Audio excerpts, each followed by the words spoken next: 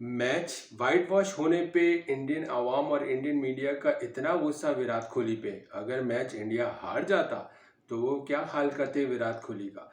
वजह ये बनी कि जब ईशान किशन को हारिस रऊफ ने आउट किया और इशारा किया कि चल चल निकल यहाँ से, ये इंडियन अवाम से बर्दाश्त नहीं हुआ।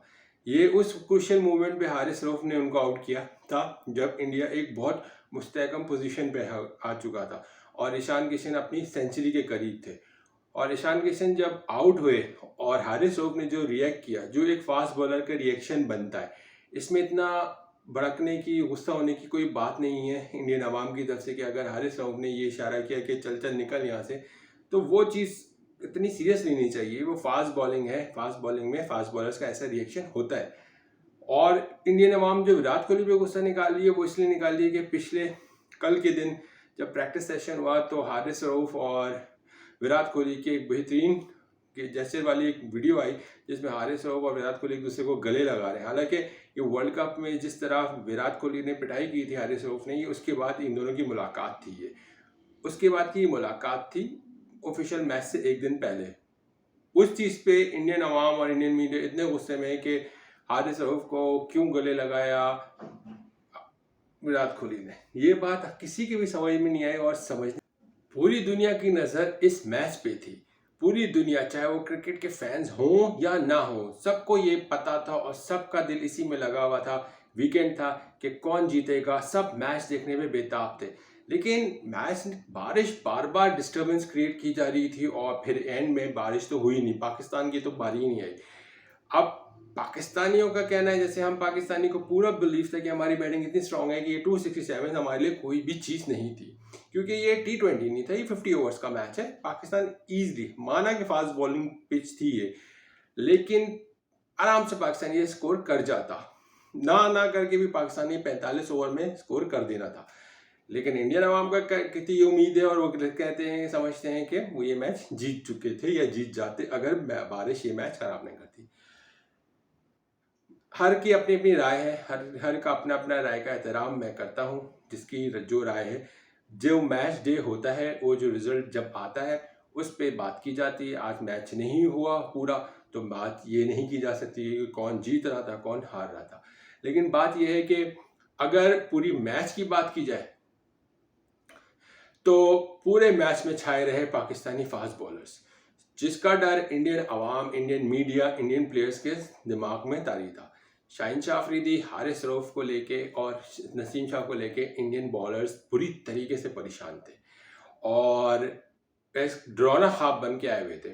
ख़ास तौर पे रोहित शर्मा तो बिल्कुल ही ऐसा लग रहा था कि बार बार वो शाहिन शाह अफरीदी को खेल ही नहीं पा रहे, चाहे वो पिछले साल की बात हो या इस साल की बात हो। शाहिन शाह अफरीदी के सामने वो बिल्कुल बेबस नज़र आ रहे हैं और वो बिल्कुल शाहिन शाह अफरीदी को रीड नहीं कर पा रहे। और शाहिन शाह अफरीदी बहुत अच्छी बॉलिंग उनको करें और उनकी कमज़ोरी को पकड़े हुए और उनको बाकायदा रोहित शर्मा को बार बार नाकाम कर रहे हैं। और रोहित शर्मा इस तरह के प्लेयर हैं नहीं, जो उनकी क्लास है, वो हिटमैन कहलाते हैं इसी वजह से, लेकिन वो हिटमैन उनकी लग नहीं रही है शाहिन शाह अफरीदी के सामने, वो बिल्कुल बेबस नजर आ रहे हैं। और दूसरी बात यह कि बहुत बेहतरीन बॉलिंग करी है शाहिन शाह अफरीदी ने, विराट कोहली का आउट किया। शाहिन शाह अफरीदी ने 4 विकेटें हासिल की, 3 विकेटें हारिस रऊफ ने हासिल की। ये वो खिलाड़ी हैं जिन्होंने तबाही मचा के रखती है। शाहिन शाह अफरीदी वाहिद खिलाड़ी बन गया इस वक्त जिन्होंने 2 मेन प्लेयर्स को आउट किया, यानी कि रोहित शर्मा को भी और विराट कोहली को भी शाहिन शाह अफरीदी ने आउट किया। यानी कि शाहिन शाह अफरीदी ने 4 विकेटें हासिल की, हारिस रऊफ ने 3 विकेटें, नसीम शाह ने 3 विकेटें।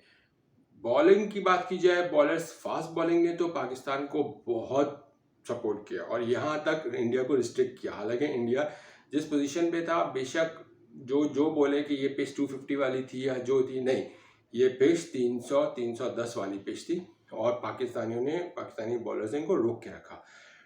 बात की जाए पाकिस्तानी बॉलर्स में से स्पिन अटैक की, तीनों स्पिनर्स पाकिस्तान के वर्स्ट बॉलिंग किए, चाहे वो शादाब हों, चाहे वो नवाज हों, चाहे वो सलमान आगा हो।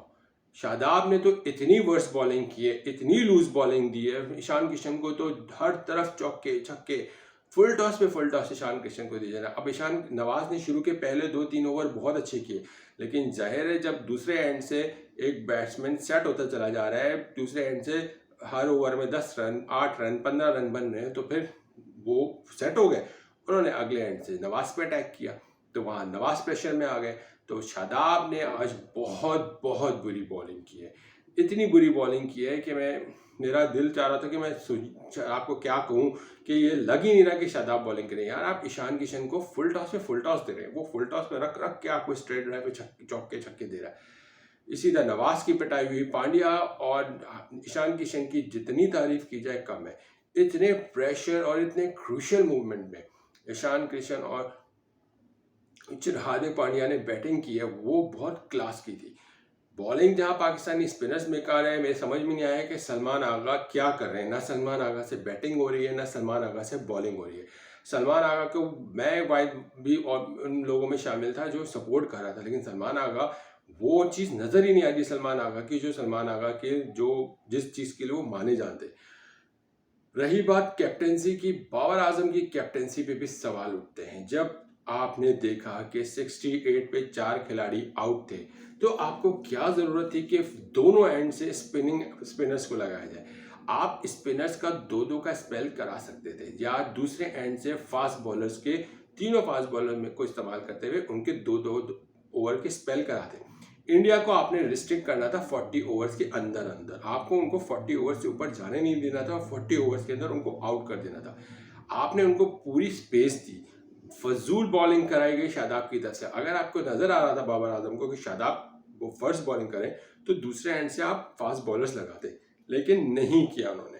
एक तरफ से नवाज को लगाते तो शादाब को हटाते, और जिसको भी आप लगाना चाहते फास्ट बॉलिंग में लगाते, 2-2 ओवर का स्पेल कराते, आपको विकेट मिलती। आप वहां बहुत ढीले पड़े। बॉलिंग के साथ साथ पाकिस्तान की उस पूरे सिनेरियो में 15 से 20 ओवर में पाकिस्तान की फील्डर्स भी बहुत अजीब से, नसीम शाह ने बहुत ज़्यादा वर्स फील्डिंग की, शाहीन शाह अफरीदी ने बहुत बेकार फील्डिंग की।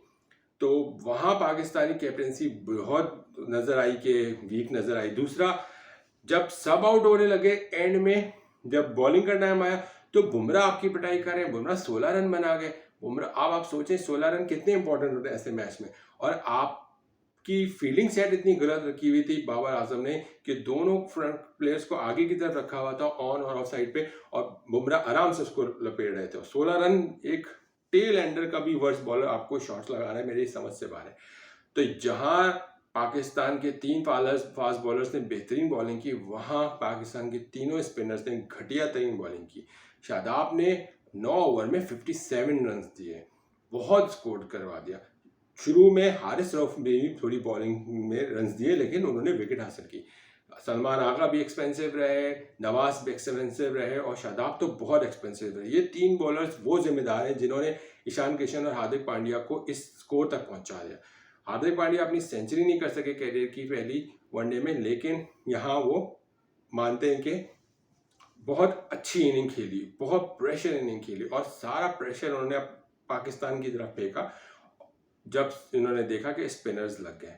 और फिर बाद में जब फास्ट बॉलिंग अटैक आई तो उन्होंने विकेटें ली। यही चीज़ बाबर आजम को 10 ओवर पहले कर लेनी थी, जब वो सेट होने से पहले। अब आपने जो किया, आपको रिजल्ट मिला। यहाँ बाबर आजम की कैप्टेंसी नजर आई कि वीक थी। देखते हैं आगे चल के बाबर आजम मेन, अभी इंडिया के खिलाफ 2 मैचेस होंगे, क्योंकि पाकिस्तान अगले स्टेज के लिए क्वालिफाई कर चुका है, लेकिन अब फाइनल में भी पाकिस्तान इंडिया से ही टकराएगा। यहाँ पाकिस्तान की जो चीज़ें नज़र आ रही हैं वो थोड़ी लैकिंग है। शादाब बहुत वर्स्ट बॉलिंग की है, मुझे इनसे ये उम्मीद नहीं थी। उम्मीद करता हूँ कि अगले मैच में शादाब अच्छी बॉलिंग करेंगे, और मुझे लगता है कि सलमान आगा की जगह आप सऊद शकील को खिलाएं तो वो ज़्यादा बेटर है। तो देखते हैं, आज जहां अच्छी चीज़ थी वहां मैंने आपको वीकनेस भी सामने दिखा दी, और उम्मीद करते हैं कि अगले मैचेस में पाकिस्तान अपनी इस गलतियों से सीखेगा, और जब आपके पास विकेट्स गिर जाए तो आप प्रेशर डालते हैं, ना कि रिलैक्स होते हैं। यहाँ नज़र आए कि पाकिस्तानी कैप्टन समेत पूरी टीम रिलैक्स हुई, फिर उसका नाजायज़ फ़ायदा नहीं, बिल्कुल कंप्लीट फ़ायदा उठाया हार्दिक पांड्या ने और ईशान किशन ने, और उन्होंने खुल के आपके बॉलर्स की पिटाई की। जहां आपके हाथ पैर फूले नजर आए, वहीं आपके फील्डर्स के हाथ पैर फूले नजर आए। स्लॉपी फील्डिंग्स हुई, मिस फील्डिंग हुई, चौके हुए, आराम से नजर आए। यहाँ लैकिंग थी बाबर आजम की, यहाँ टीम प्रेशर नज़र में आई थी। लेकिन उसके बाद जब फास्ट बॉलर्स लगे, विकेटें हासिल हुई, हारिस रऊफ ने ईशान किशन को आउट किया, जिस पे बहुत बड़ी कंट्रोवर्सी बनी कि चल चल निकल यहाँ से। वो आज भी पूरी एक picture Indian media, Indian social media पे फैली हुई है, वो एक सवाल बनी हुई है। लेकिन आज के मैच ना होना दिल दुख है। उम्मीद करते हैं अगला मैच पाकिस्तान इंडिया का जब भी होगा अगले हफ्ते ही है, लेकिन कौन से दिन होगा भी डिसाइडेड नहीं है। लेकिन उसमें अल्लाह ना करे कि बारिश हो और मैच पूरा हो और पाकिस्तान जीते। आज के लिए इतना ही। मेरा चैनल ज़रूर देखिएगा, सब्सक्राइब कीजिएगा। शुक्रिया।